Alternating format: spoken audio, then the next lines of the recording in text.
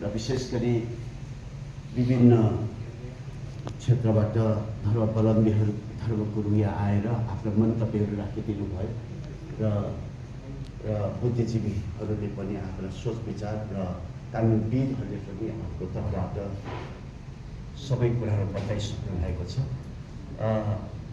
अब मैले केही छुटेका कुराहरू विशेष गरी डाक्टर केबी रोकाले पनि अन्तर्राष्ट्रिय विषयमा के हुँदैछ भनेर सबै बताइसक्नु भएको छ। म यहाँहरूलाई थोरै छुटेका कुराहरू म प्रश्न गर्न चाहन्छु र यो समलिङ्गीको विषयवस्तु यो पुरानो कुरा होइन, यो अहिले हालसालै चल्दै आएका कुराहरू थिए भने पनि पहिला लुकीछुपी थिए होला नि।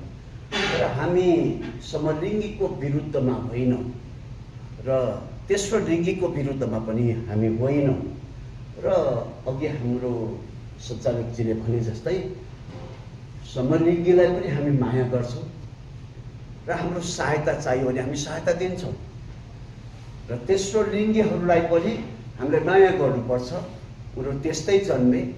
अब हाम्रो काम के हो, उनीहरूलाई कसै सहज वातावरणमा हिँड्न बढ्न सक्छौँ, उनीहरूलाई के को आवश्यकता छ अथवा काउन्सिलिङको आवश्यकता हामीले सहायता गर्नुपर्छ र सरकारसँग पनि सहायता मागेर उनीहरूलाई काम जुटाउनुपर्छ कि अथवा कुनै सहयोग गर्नुपर्छ कि ती कुरामा पनि हामीले गर्नुपर्छ भन्ने यो मेरो सोच विचार हो। अब कुरा आयो, सबै कुरा राम्रा छन्, तर कुरा के आयो भने अब सधैँ पुरुषले आफ्नो लिङ्गले काटेर म स्त्री हुन्छु भन्दा यसले कस्तो सन्देश दिएला र म आएर हजुरको अगाडि आएर म तिमीसँग बिहा गर्छु भने हजुरले के जवाब दिनु होला? हजुरले त यसो मन माने त ल त्यो त बोलाएछ कि भन्नु होला, पक्कै भन्नुहुन्छ, फुस्केछ भन्नुहुन्छ। यो त वास्तवमा प्राकृतिक नियमकै विरुद्धमा छ। यो त स्वच्छ वातावरण भएको परिवारलाई विखण्डन गर्ने, परिवारलाई लथालिङ्ग बनाउने, परिवारमा नि अशान्ति ल्याउने वातावरण हुन्छ। हालसालै एउटा परिवार छोराको बिहा गर्ने भनेर अमेरिका पुगे। कहिले बिहा गर्ने बाबु भन्दै म गर्छु नि बुवा भन्दै बसे। आमा बुवाहरू आत्तिएका छन्, बिहा गरेर नेपाल फर्किउला अथवा छोरैसँग बसौला गएका। यसमा नाम चाहिँ नभनौँ। अनि म गरिहाल्छु नि बुवा भन्दै छोराले त एक दिन मजाले केटा लिएर बुवा आज मैले बिहा गरेँ भनेर आइपुग्यो। अब तपाईँले विचार गर्नुहोस्, बाउको मन आमाको मन कसरी टुक्रियो होला, कस्तो भयो होला आमाको मन, कस्तो भयो होला आमाको मन, बाबुको मन। केटाले केटा लिएर आयो र आमा बाबुलाई बाध्यता के बनाउनलाई अब बुहारी भन भन्ने बाध्यता के? यो पनि त प्रेम हो र? यो आदर हो र? होइन, त्यति मात्र होइन।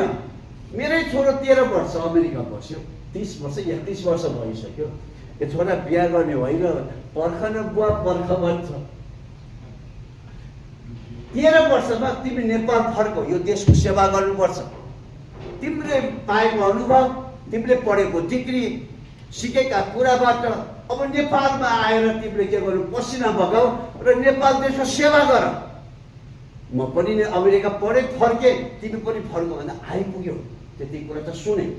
तर अहिले मलाई डर लाग्छ। अहिले पनि नेपालमा छ छोरा बिहा गर्ने होइन, पर्खनुहोस् न बुवा पर्खनुहोस् भन्छ। कति दिन पर्खने, बाउको मन आत्तिसक्यो है। मलाई त डर लागिरहेछ। कान्छो छोरा पनि बिहा गरेको छ र क्यानाडामा छ। कतै मेरो छोराले भोलि गएर बुवा म त मेरै भाइसँग बिहा गर्छु भन्ने भने के भयो? अहिले यस्तो पो समय आइरहेछ। अब मलाई चिन्ता त यस्तो छ कि अहिले कान्छो छोरो बाली जाँदैछ, जेठो छोरो म पनि बाली जान्छु भन्छ। कतै बिहे गर्न गएको त होइन भने चिन्ता भएको छ। के ममा शान्ति हुन्छ? अब के घरमा शान्ति हुन्छ? यो एउटा विकृति भयो। अब हामी केही कुरोको इच्छा भयो त्यसै छोडिदिउँ अनि बदनाम कमाऊ। सारा समुदायमा के हामीलाई बसी खानु होला?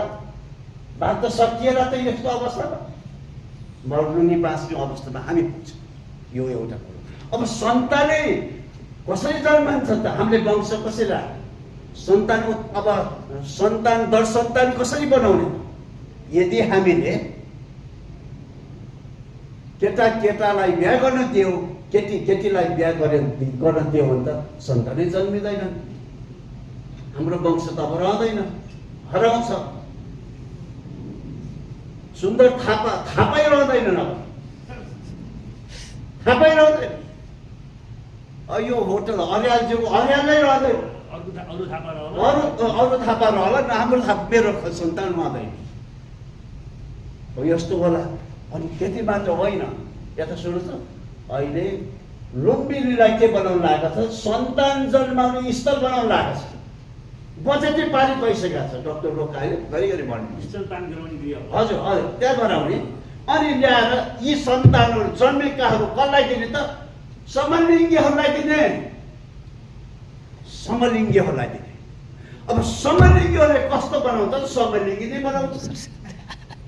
कहाँ तपाईँ मजाक त बनाउँछन्, कहाँ सभ्य बनाउँछन्, कहाँ नैतिकवान बनाउँछन्, कहाँ पवित्र बनाउँछन्, कहाँ प्रेम गर्ने बनाउँछन्। र यो त डरलाग्दो स्थिति त आइसकेको छ। अब त्यति मात्र होइन हजुर, यसले त राष्ट्रलाई नै डरलाग्दो अवस्थामा पुर्याउँछ। राष्ट्र नै असुरक्षित हुने सम्भावना देखिसकेको छ। ल सुन्नुहोस् है त, पश्चिमीहरूको एउटा एजेन्डा के छ भने कसरी सन्तान कम जन्माएर राष्ट्रलाई कमजोर बनाउने, राष्ट्रमा कृषिजन्य कुराहरूमा काम गर्ने श्रमदानको कमी गराउने, सुरक्षा कर्मीमा पनि मानिसहरू सुरक्षा दिने कम बनाउने। अनि मलाई त कता कता डर पनि लाग्यो, विदेश पठाउने कुरा पनि राष्ट्रलाई नै कमजोर बनाउनु हो कि जस्तो लागिरहेको छ। होइन त ठाउँ ठाउँमा हेर्नुहोस् त, घर कति राम्रा घरको आँगनमा सिस्नो उम्रिएको छ। घर के अरे खेतबारीमा अहिले त झाडु उम्रेर रुख बिरुवा उम्रिएको छ। यसले हाम्रो आर्थिक स्थितिमा कमजोर बनाउँछ। हामीले सबै किनेर अरू देशबाट किनेर खानुपर्ने हुन्छ।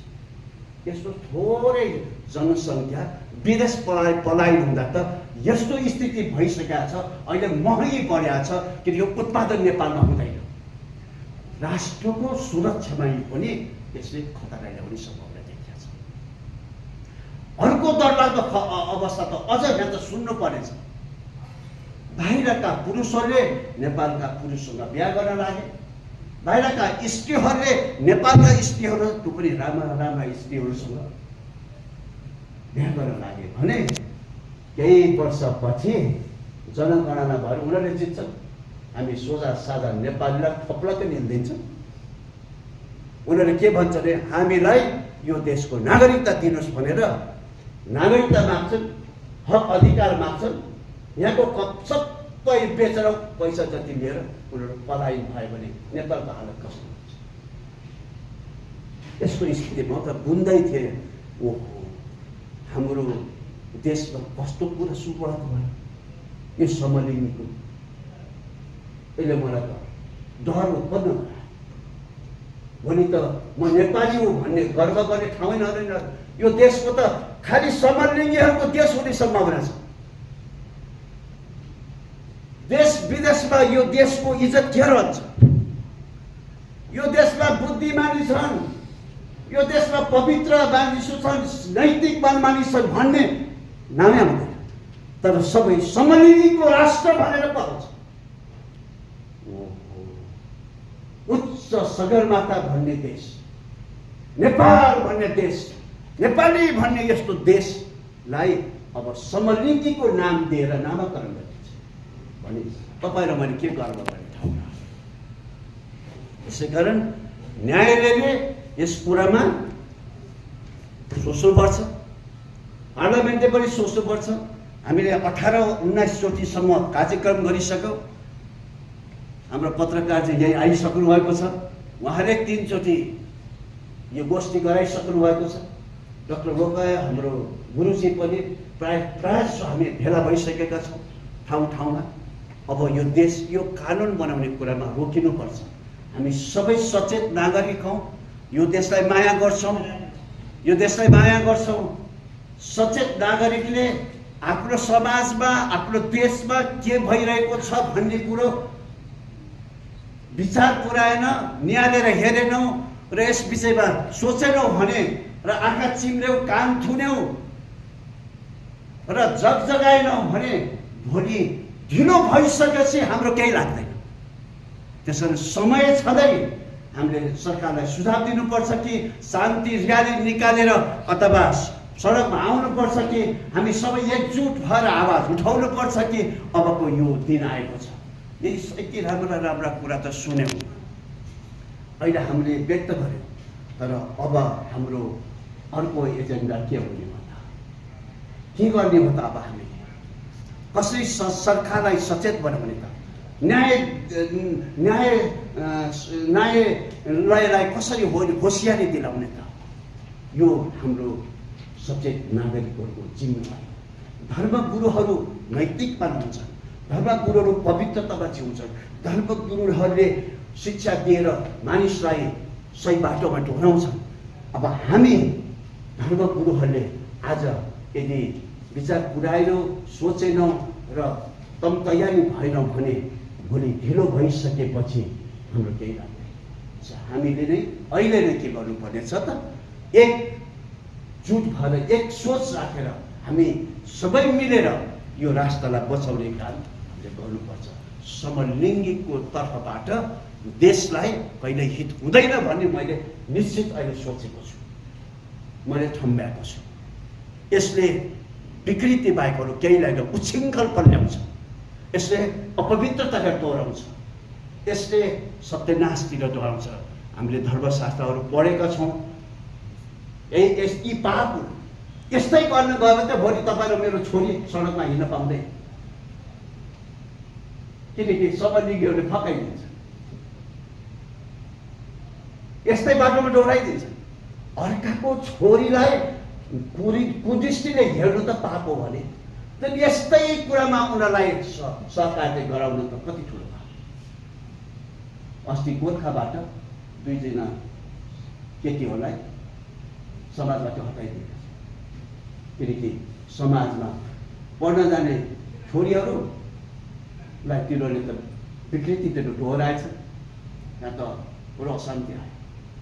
अब त बडो डरलाग्दो स्थिति छ। त्यस तपाईँ, म, बाबु आमा, अभिभावक भएको नाताले सचेत भएर होसियारी भएर हाम्रो समाजलाई बचाउने प्रयास गर्नुपर्छ।